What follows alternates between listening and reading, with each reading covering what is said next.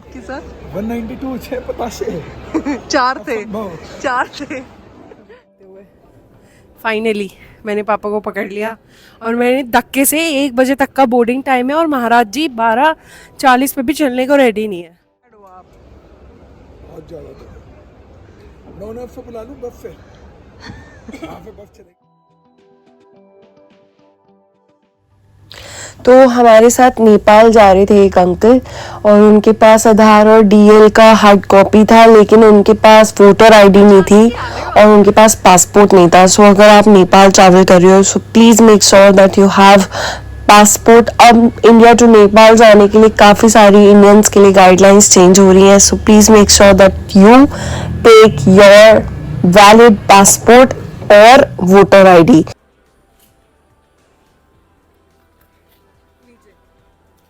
एक बार और चेकिंग के लिए, बस चेकिंग ही चेकिंग है, बाकी जहाज का अभी कुछ नहीं पता कहाँ चला गया, जहाज का कुछ नहीं पता कहाँ चला गया, बस चेकिंग ही चेकिंग। बड़ी दुखी कर रखा है इन लोगों ने। इससे अच्छा तो मेरी तो अपनी राय है कि आपको बस से आना चाहिए काठमांडू के लिए। अब ये हमें तो ये लग रहा है कि हमें कम से कम जितनी देर में हम काठमांडू बस से पहुंचते हैं इतनी देर में तो हम हवाई अड्डे पे ही घूम रहे हैं। पेशेंस क्या होता है। विंडो सीट मुझे मिली थी और पापा कह रहे अभी रुक जा यार, मैं बैठूंगा थोड़ी देर।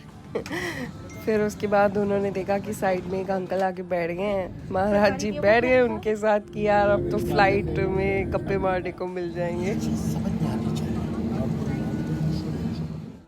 ये मेरी और पापा की तो फर्स्ट इंटरनेशनल फ्लाइट है to Nepal and we are very excited. मन में ना थोड़ा सा ऐसा फील हो रहा है कि पता नहीं यार नेपाल में कैसा होगा। हमारा प्लान तो सिर्फ काठमांडू जाने का है और वहाँ पे ही एक्सप्लोर करने का है, but let's see. And spoiler दूँ तो ऐसा नहीं हुआ है, हमारा प्लान काठमांडू से और भी ज़्यादा एक्सटेंसिव हुआ है। आप इंस्टाग्राम पे भी जाके मेरी रील्स चेक कर सकते हो, so you would have idea कि क्या हुआ है ऐसा। और अब हमने उड़ान ले ली है to Nepal India. Will see you next time in few days.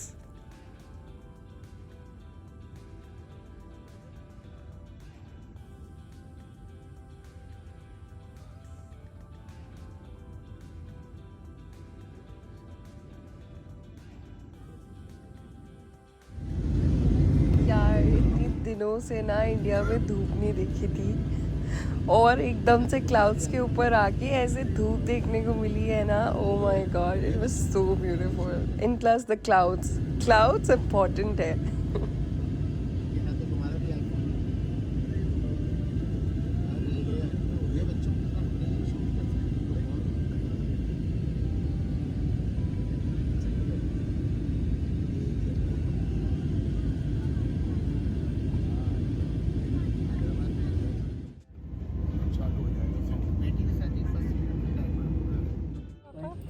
कार्यक्रमों का आनंद ले सकते हैं।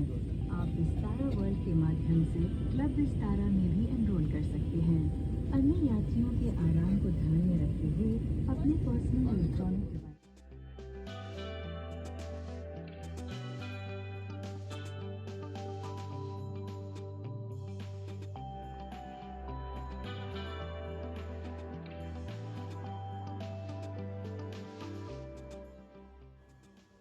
मुझे तो लगा काठमांडू बहुत छोटा सा शहर होगा, लाइक चलो छोटा नहीं कह सकते बट बहुत ज़्यादा पहाड़ी और मतलब इतना ज़्यादा बड़ा शहर नहीं होगा। बट यार हम तो फ्लाइट में ऊपर बैठे थे, जस्ट लाइक दिल्ली, रुक ही नहीं रहे हैं। बहुत बड़ा शहर है Kathmandu. It's beautiful up from the sky.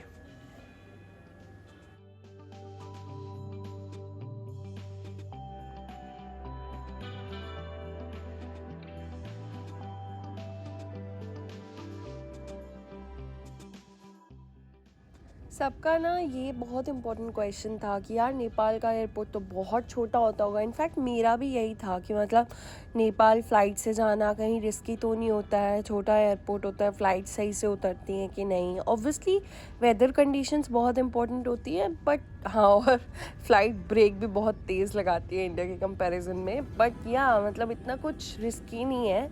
Specially जो हमारी बड़े बड़े एयरप्लेन्स हैं ना, उनमें तो कोई इशू नहीं है। बट हम लोग काठमांडू से पोखरा गए थे उनकी लोकल फ़्लाइट्स में। वो थोड़े थोड़े रिस्की लगते हैं बिकॉज़ वो बहुत छोटी फ़्लाइट्स होती हैं, just like alliance air. But बड़ी फ़्लाइट्स में आई डोंट थिंक इतना इशू होता है।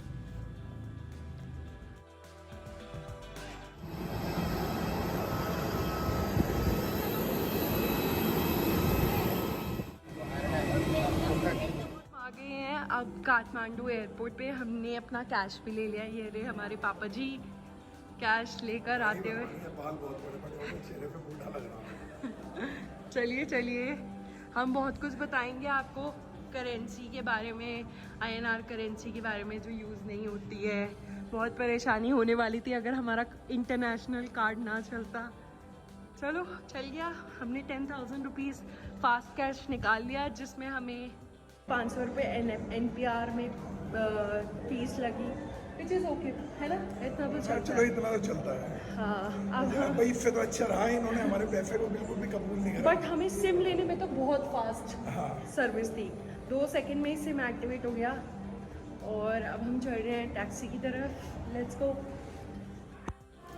तो हमें ना ज़्यादा टाइम नहीं लगा। हमने इमिग्रेशन में वीज़ा ऑन अराइवल ले लिया, उसके बाद हमने ई सिम ले लिया। 650 रुपये का वो पड़ा दोनों के लिए, एकदम एक्टिवेट हो गया। 7 दिन की वैलिडिटी थी। उसके बाद हमने कुछ कैश लिया और ज़्यादा टाइम नहीं लगा हमें एयरपोर्ट से बाहर आने में। नेपाल में ना ज़्यादा करेंसी नहीं चलेंगी, 10, 20, 100 यही चलेंगी। 500 तो बिल्कुल नहीं चलते हैं।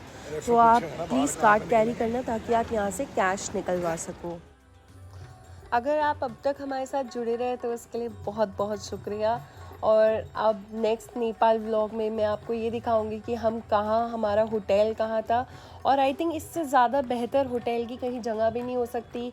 हमारा मेन मकसद था पशुपतिनाथ मंदिर के पास में होटल लेने का, और हमने वहीं होटल लिया है। होटल का प्राइस क्या रहा, हम कैसे कैब से होटल तक पहुँचे, सब आपको नेक्स्ट व्लॉग में दिखाएंगे। तब तक के लिए थैंक यू फॉर वॉचिंग।